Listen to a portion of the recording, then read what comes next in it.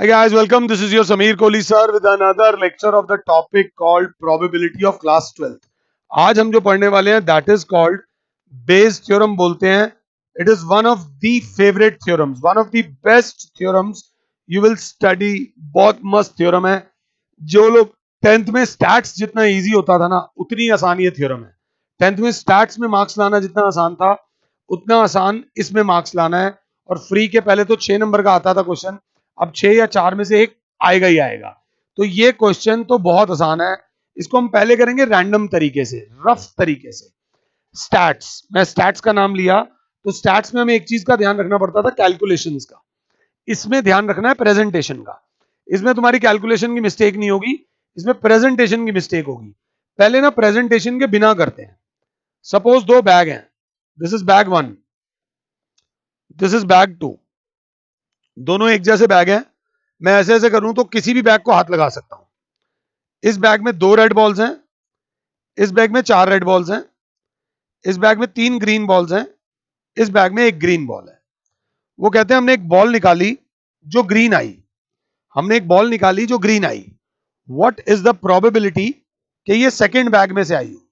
What is the probability कि ये वाली ग्रीन बॉल जो है वो सेकंड बैग वाली ग्रीन हो. तो निकालो. इस प्रोबेबिलिटी को समझना. छोड़ देते हैं इसे 2 मिनट के लिए, छोड़ देते हैं. कॉमन सेंस की बात है. सपोज कुछ भी एग्जांपल मैं देता हूं. एक फैक्ट्री में 3 मशीनें हैं, ए बी और सी. ये 40% सामान बना रही है, ये 35% सामान बना रही है और ये 25% सामान बना रही है पूरे आउटपुट का.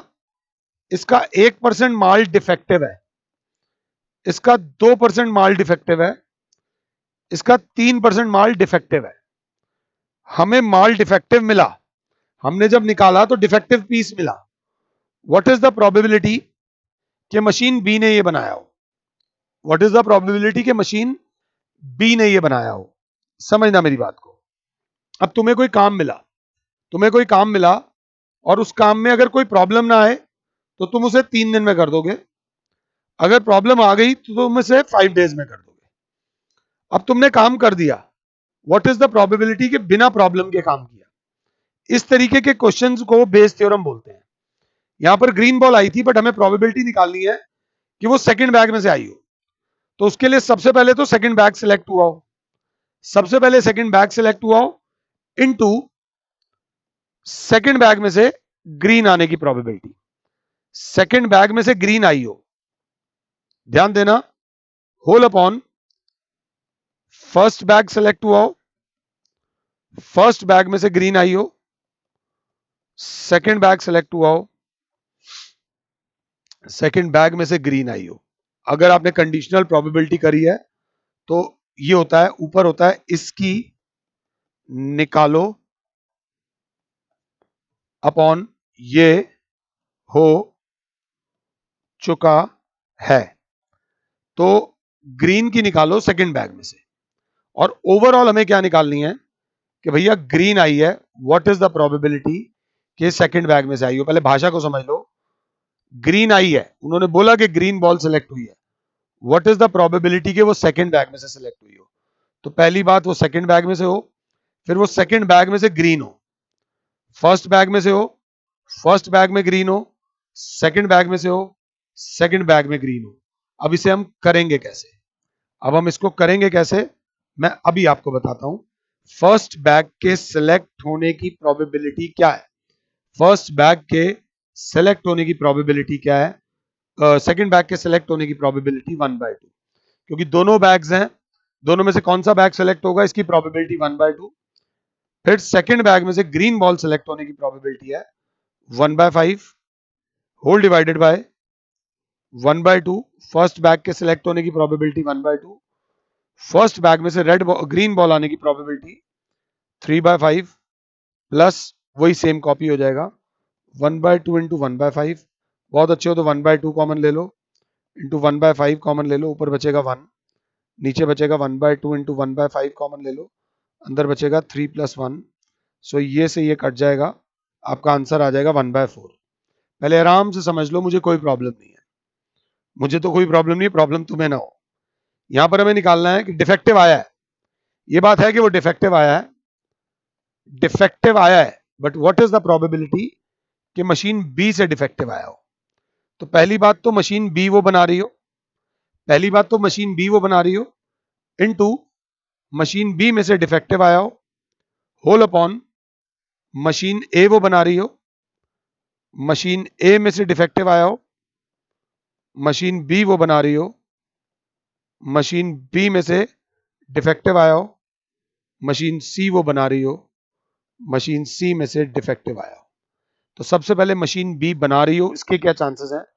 मशीन बी बना रही है 35% ऑफ द प्रोडक्ट, और मशीन बी में से डिफेक्टिव आने की प्रोबेबिलिटी है 2/100 होल अपॉन मशीन ए बना रही हो 40/100 इनटू मशीन ए में से आने के चांसेस कितने हैं 1/100 प्लस मशीन बी वाला 35/100 इनटू मशीन बी में डिफेक्टिव की प्रोबेबिलिटी 2/100 प्लस मशीन सी बना रही हो 25/100 इनटू मशीन सी के डिफेक्टिव जो होंगे that is 3/100।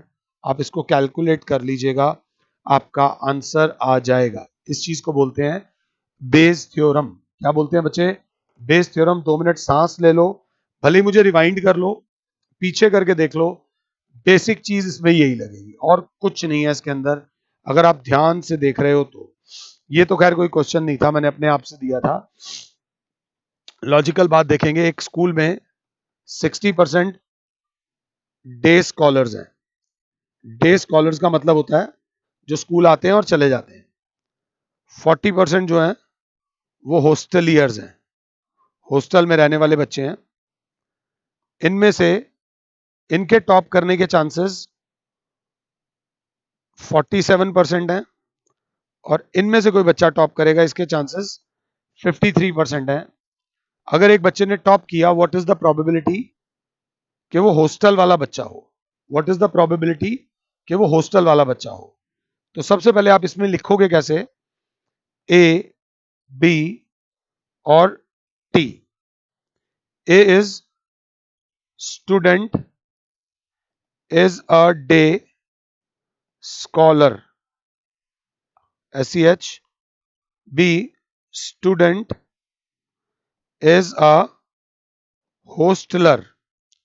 Probability of A जो होगी that will be 60/100। Probability of B जो होगी that will be 40/100।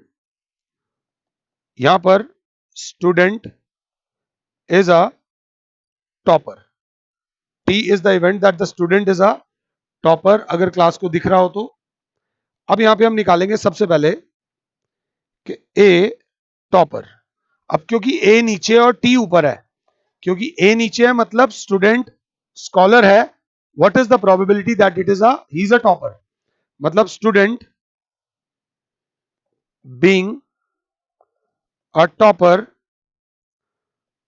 Given that he is a day scholar. तो probability of T upon A जो हो जाएगी, T upon A probability of topper और वो भी डे स्कॉलर की, वो हो जाएगी 47/100। और अगर मैं लिखता हूं टी अपॉन बी, तो student being a topper given that he is a hosteller. Hosteller spelling गलत लिख रहा हूं, तो probability of T by B बराबर हो जाएगी 53/100। हालांकि हमें निकालना क्या है? हमें निकालना है probability of B by T. मैं अगर गलत नहीं हूं तो, कि वो टॉपर है, what is the probability that he is a hosteller? तो पहली बात होगी that he has to be a hosteller. Second बात होगी होस्टलर होने के बाद टॉपर है। फर्स्ट बात क्या होगी? वो डे स्कॉलर है, वो डे स्कॉलर होने के बाद टॉपर हो, वो होस्टलर हो, और वो होस्टलर होने के बाद टॉपर हो। अब put the values, get the answer.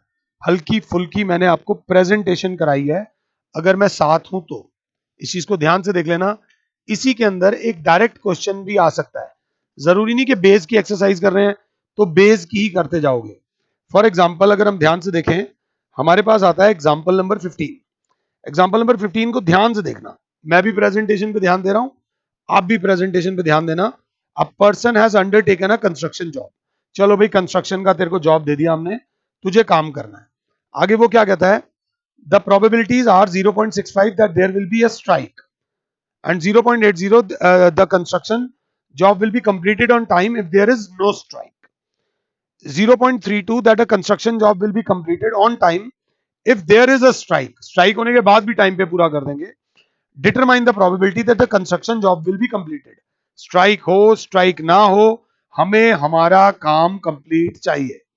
तो बच्चे ने बोला सबसे पहले A is the event that there is strike. तो प्रोबेबिलिटी ऑफ ए जो है 0.65.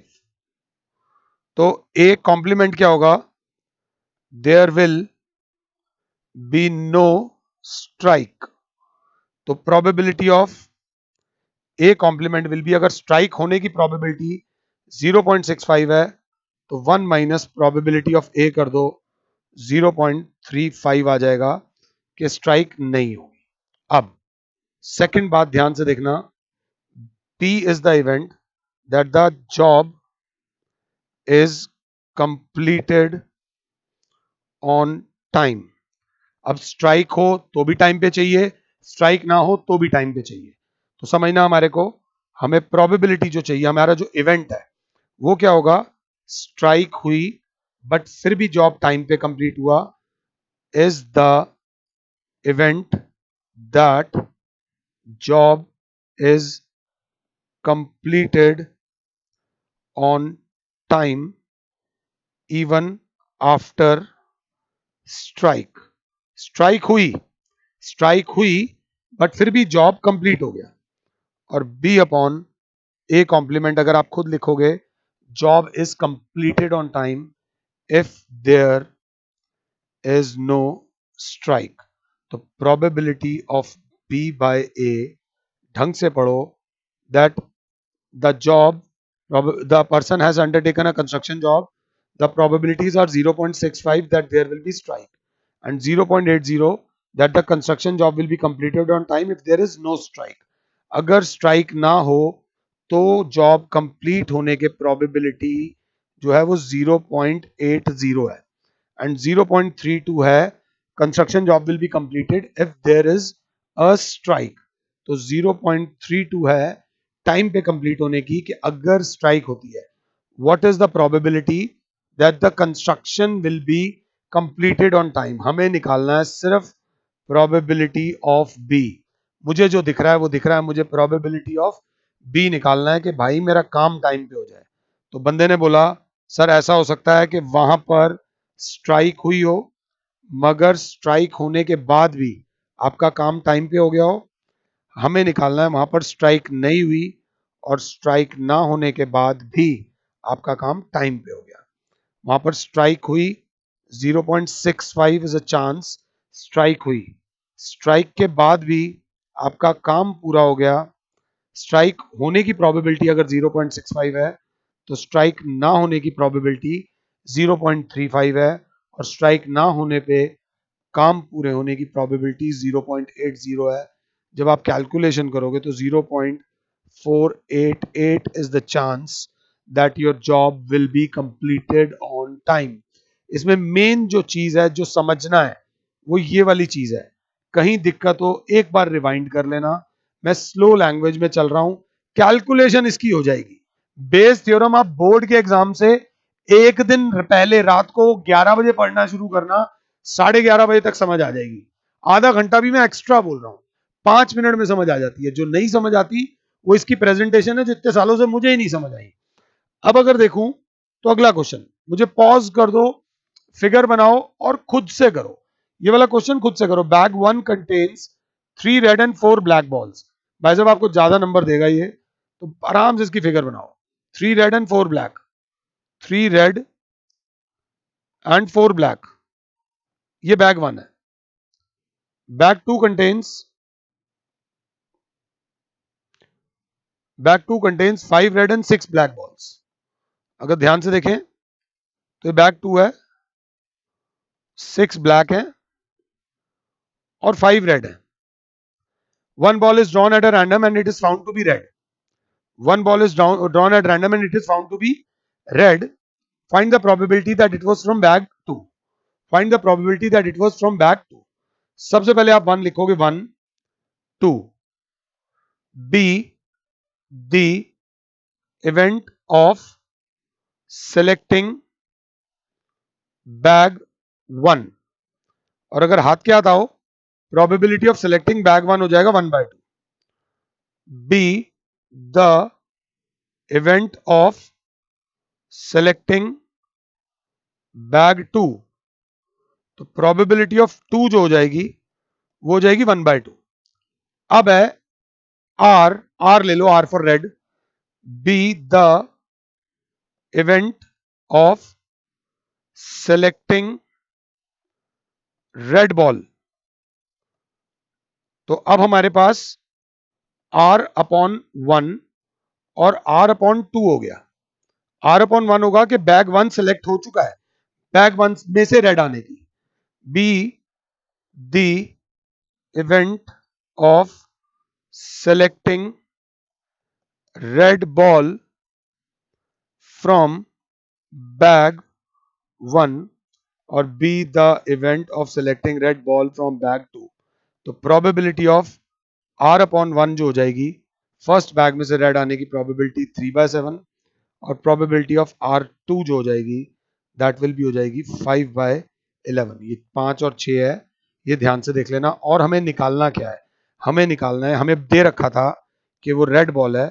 Find the probability that it is from the second bag. तो पहली बात कि वो सेकंड बैग में से हो, फिर वो सेकंड बैग की रेड हो अपॉन वो फर्स्ट बैग में से हो और वो फर्स्ट बैग की रेड हो, या फिर वो सेकंड बैग में से हो और सेकंड बैग की रेड हो. अब वो सेकंड बैग में से हो, ये 1/2 हो जाएगा. सेकंड बैग में से रेड हो, सेकंड बैग में से रेड हो, ये 5/11 हो जाएगा.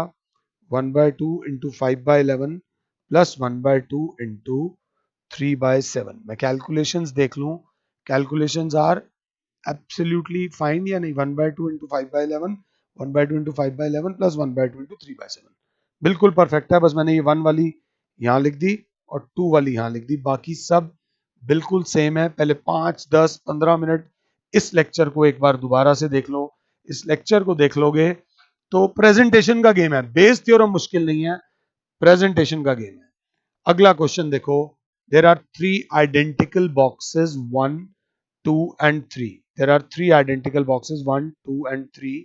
Each box contain 2 coins. In box 1 both coins are gold coins. In box 2 both are silver coins. In box 3 there is one gold and one silver coin. A person chooses a box at random and then takes out a coin. If the coin is of gold, what is the probability that the other coin of the box is also of gold? एक coin निकाला और वो gold का निकला. So what is the probability? ये वो वाला box है यहाँ पे दूसरा भी गोल्ड वाला है. मींस वो बात कर रहा है बॉक्स 3 की. मींस वो बात कर रहा है बॉक्स 3 की. तो पहले मैं ये 1 2 और 3 लिखूंगा. अगर मेरी क्लास 7 है तो यहाँ लिखेगी be the event of selecting box 1, be the event of selecting box 2, be the event of selecting box 3. तो probability of box 1 is 1/3, probability of box 2 is 1/3, probability of box 3 is 1/3. हम G लिखेंगे. Gold है तो जी gold वाली बात G से करेंगे. G is the probability. उन्होंने A लिया है, उन्होंने, मैंने जो 1 2 और 3 लिया है उन्होंने उसको E1 E2 और E3 करके लिया है. G be the event that selected coin is of gold. तो सबसे पहले हम निकालेंगे 1 upon G. This is selecting gold coin from box 1, G upon 2 और G upon 3. Selecting gold coin from box 2, selecting gold coin from box 3। Specially लड़कों को बोल रहा हूं, लड़के इसका आंसर लाके बहुत खुश हो जाते हैं, इतने खुश हो जाते हैं मैं बता नहीं सकता। बट इसका आंसर लाने से ज्यादा इंपॉर्टेंट है इसकी प्रेजेंटेशन। हमें जो प्रोबेबिलिटी निकालनी है वो किसकी निकालनी है कि सर वो गोल्ड कॉइन तो आ गया था, व्हाट इज द प्रोबेबिलिटी कि वो थर्ड वाले बॉक्स में से आया है। व्हाट इज द प्रोबेबिलिटी कि वो थर्ड वाले बॉक्स में से आया है, क्योंकि what is the that other coin is also of gold. तो इसके लिए पहली बात तो थर्ड कॉइन सेलेक्ट हुआ हो, फिर थर्ड में से गोल्ड आया हो। इसमें अगर हम देखें तो P of G upon 1, first में से गोल्ड आने के, both are gold coins, 2/2 is 1। In box 2 both are silver coins, P of G upon 2 both silver है, तो गोल्ड की प्रोबेबिलिटी 0/2 0 हो जाएगी। और थर्ड वाले में दोनों गोल्ड हैं। Box 1 contain both coins are of gold. अच्छा मेरे से गलती हुई, हमें 3 नहीं, हमें फर्स्ट वाले की निकालनी है, फर्स्ट वाले की निकालनी है। थर्ड वाले में तो एक गोल्ड और एक सिल्वर है, तो 1/2। ये थोड़ा मैं लॉस्ट हो गया था, I am sorry. What is the probability के उस बॉक्स में से आया हो जिसमें पहला वाला वो है जिसमें दोनों गोल्ड कॉइन्स हैं। तो whole upon P upon 2 into P of G upon 1 लेंगे पहले तो 1 plus probability of selecting second gold plus probability of third और probability of gold from the third बोला।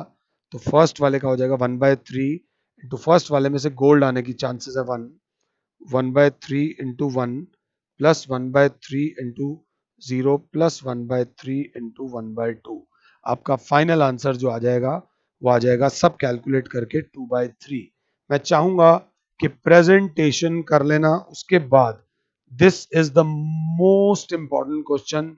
ये क्वेश्चन मैं आपको सबसे लास्ट में कराऊंगा, सबसे लास्ट में जब ये चैप्टर खत्म हो जाएगा ना उसके बाद कराऊंगा, क्योंकि ये बोर्ड वालों का बहुत बहुत फेवरेट क्वेश्चन है।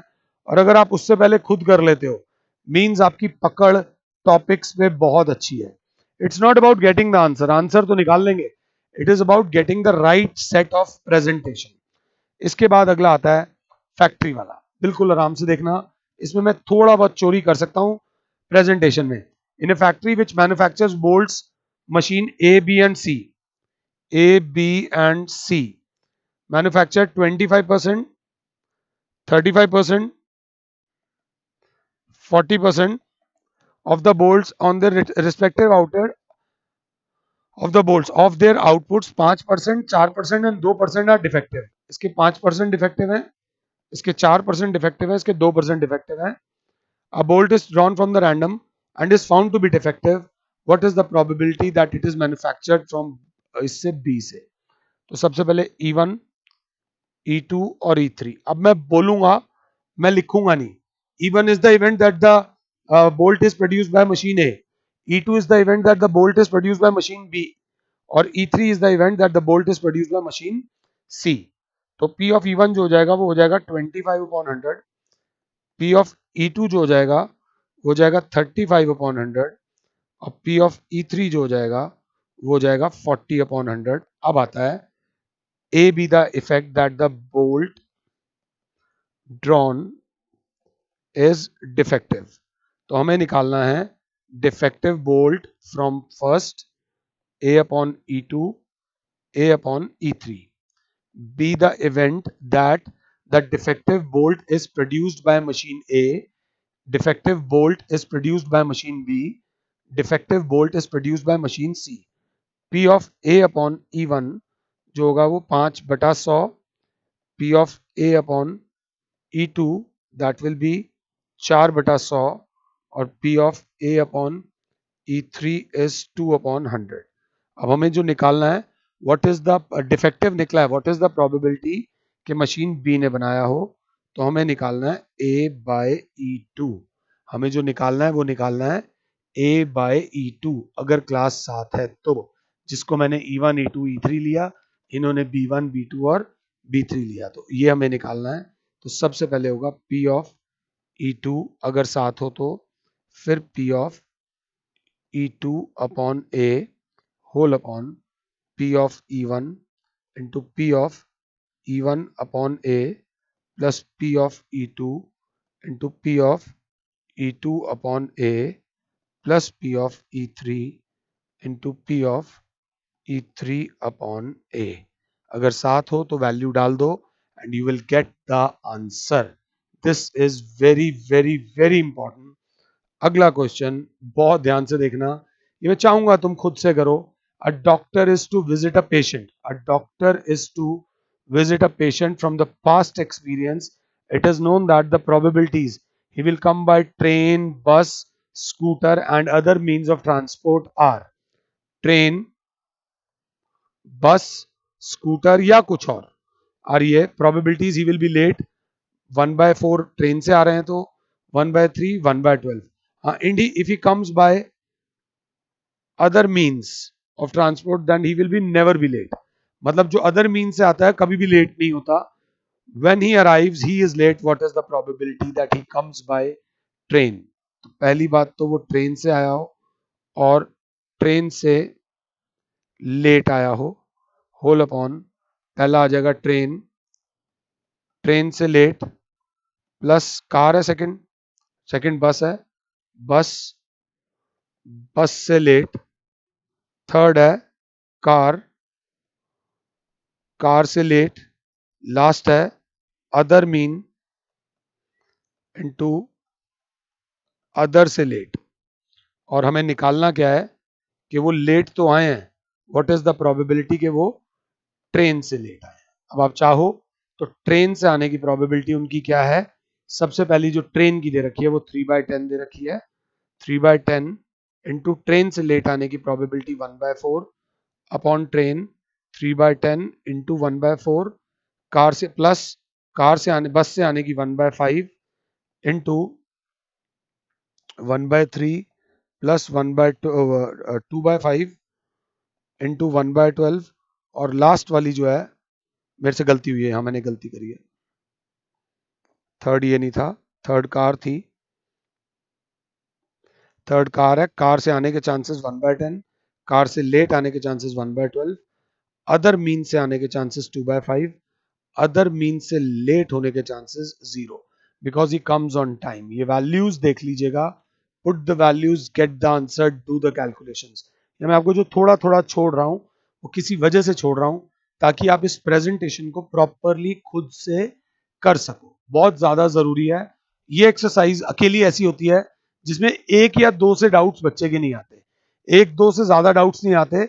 मैं चाहूंगा कि 13.3 और इसका एक एग्जाम्पल नंबर 21, एग्जाम्पल नंबर 21 भी खुद से ट्राई करना. मैं इसको बाद में रैंडम उसमें करवा दूंगा एग्जाम्पल 21 को. मैंने यहां लिखा नहीं. एग्जाम्पल 21 भी बहुत इंपॉर्टेंट है. एड्स वाला और एग्जाम्पल 21 ये दोनों बहुत इंपॉर्टेंट है. In the next lecture I hope कि इस लेक्चर में मैं आपको समझा पाया हूं. आप 13.3 पूरी की पूरी करके रखना. फिलहाल के लिए your Sameer sir is saying you good bye. God bless all. जय माता.